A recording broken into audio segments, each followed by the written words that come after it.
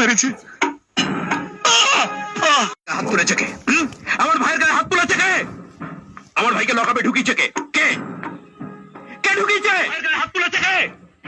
আমার ভাইকে লকআপে ঢুকিয়েছে কে? কে কে ঢুকিয়েছে? চলো সবার মুখে কি তালা? তালাটা মুখে নয়, লকআপে ঝুলিয়ে রেখেছি, আর তার ভেতরে আছে আপনার ভাই। এই ওকে লকআপে ঢোকাবার তুমি কে? এসপি অগ্নেশ্বর রায়। লকআপে ঢোকাবার আগে জিজ্ঞেস করনি ওকে?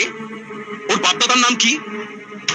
সময় পাইনি, পেটাতে ব্যস্ত ছিলাম।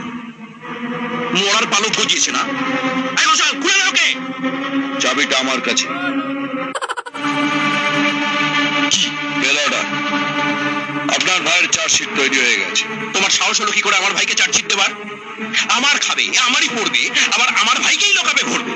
আমি যে খাবারটা খাই সেটা আপনার বউ তৈরি করে দেয় না, আর আমি যে পোশাকটা পরে আছি আপনি বা আপনার বাপ কিনে দেয়। এই জুতিয়ে মুখ লম্বা করে জুতো আমার পায়ে আছে, ডাবল সোলের। এমন মার মারবো চেহারাটা এক জায়গায় থেকে যাবে, খালি দাঁতগুলো খসে খসে পড়বে। কি বললি সুহাগ? চাপ চাপ সুযোগ দিয়ে আমি পরের বার হসপিটালে দেখা হবে, আর তারপরে বার মর্গে। স্যার, আমাকে হাসপাতালে বা মর্গে পাঠাবার আগে নিজে কোথায় যাবে সেটা ভেবে দেখো। এমন জায়গায় ট্রান্সফার করে দেবো না 10 বছর নিজের বউয়ের মুখ দেখতে পাবে না। ওটা 25 বার হয়ে গেছে, তাই যেখানেই যাই ওকে বগল দাবা করে নিয়ে যাই। একটা কথা শোন, আমার ট্রান্সফারের কথা না ভেবে নিজের ভাইকে হাজত থেকে কি করে বার করবেন সে কথাটা ভাবুন।